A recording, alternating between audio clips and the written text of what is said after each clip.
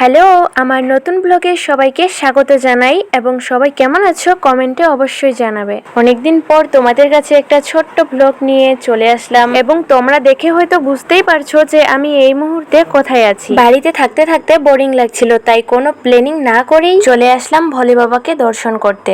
আর ভোলে বাবাকে দর্শন করতে আসার জন্য কোনো প্ল্যানিং না করাটাই বেটার। এবং শ্রাবণ মাস মানেই সকল শিব ভক্তরা মহাদেবের মাথায় জল ঢালার জন্য ভীষণ এক্সাইটেড থাকে। আমার এটা খুব ভালো লাগে। আর এখানেও দূর দূরান্ত থেকে শিব ভক্তরা বাবার মাথায় জল ঢালতে আসে। আর আমিও এসে প্রথমে চলে গেলাম মহাদেবকে প্রণাম করতে। তোমরা দেখতেই পাচ্ছ আমি এভাবে হেঁটে যাচ্ছি। তো আমি বোনকে বললাম আমি এভাবে হেঁটে যাব, তুই একটা ভিডিও কর। তারপর তো একদম এত ভিড় জমে গেল যে আমাকেই দেখা যাচ্ছে না। তো যাই হোক, আমাকে দেখা যাক বা না যাক, সকল শিব ভক্তদের দেখা যাচ্ছে এটাই অনেক। তো ওভাবেই হেঁটে গেলাম বাবার মন্দিরের কাছে এবং ভোলে বাবাকে প্রণাম করে মন্দিরটা তোমাদেরকে দেখানোর চেষ্টা করলাম, কিন্তু অনেক ভিড় ছিল তার জন্য দেখাতে পারলাম না। তারপর চলে গেলাম নদীতে, যেখানে গঙ্গা স্নান করে বাবার মাথায় জল ঢালা হয়। তো গাইস, সবাই তো বাবার মাথায় জল ঢালতে এসেছে আর আমার ফ্রেন্ডটা মনে হয় আমার মাথায় জল ঢালতে এসেছে। कौन है ये लोग, कहाँ से आते हैं?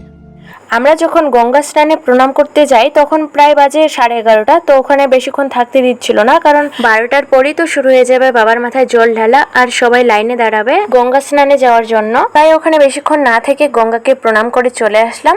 আমরা যেখানে বাবাকে দর্শন করতে এসেছি এই জায়গাটার নাম হচ্ছে চকচকা। আর যেই নদীটা তোমাদেরকে দেখালাম যেখানে গঙ্গা স্নান করা হয় সেই নদীটার নাম হচ্ছে রায়ডাক। এখানে ভোলে বাবার মন্দির আগে থেকেই ছিল, কিন্তু মেলা হতো না। কিন্তু যবে থেকে এই রায়ডাক নদীতে শঙ্খ পেয়েছে সেই বছর থেকেই মেলাটা চালু হয়েছে এবং সেই বছরের মতো প্রত্যেক বছরই মেলাটা জাঁকজমক ভাবে হয়। আর দেখো 12টা বাজতে চললো, তাই সকল শিব ভক্তরা লাইনে দাঁড়িয়েছে বাবার মাথায় জল ঢালবে বলে। আর আজকে আমরা বাবার মাথায় জল ঢালতে আসিনি, এমনি মেলাতে এসেছি এবং বাবাকে প্রণাম করতে এসেছি। আমরা পরের সপ্তাহে সোমবার বাবার মাথায় জল ঢালতে যাব। পরের ব্লগে তোমরা অবশ্যই দেখতে পাবে। তো চলো মেলার চারিদিকটা তোমাদের একটু ঘুরিয়ে দেখাই। তো গাইস দেখো, চারিদিকে মানে বেশিরভাগ লোকজনই কমলা কালার ড্রেস পরে আছে এবং সবাই যদি একই কালারের ড্রেস পরে দেখতে কিন্তু আলাদাই একটা সৌন্দর্য লাগে। 12টা তো বেজে গেছে, এখন সকাল না হওয়া পর্যন্ত ভিড় হতেই থাকবে। তার জন্য আমরা ব্রিজে এলাম আর এখান থেকে দেখো মেলাটা জাস্ট ওয়াও লাগছে। আর গাছটা দেখতে পাচ্ছ, এটা মনে হচ্ছে বট গাছ, তাই না? কিন্তু এটা বেল গাছ।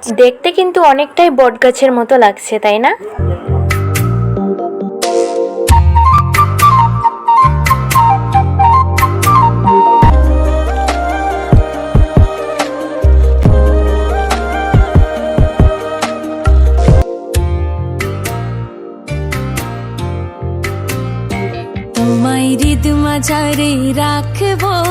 তো চলো আজকের ব্লগ এই পর্যন্তই। সবাই ভালো থাকবে, সুস্থ থাকবে। আজকের নামে টাটা, বাই বাই।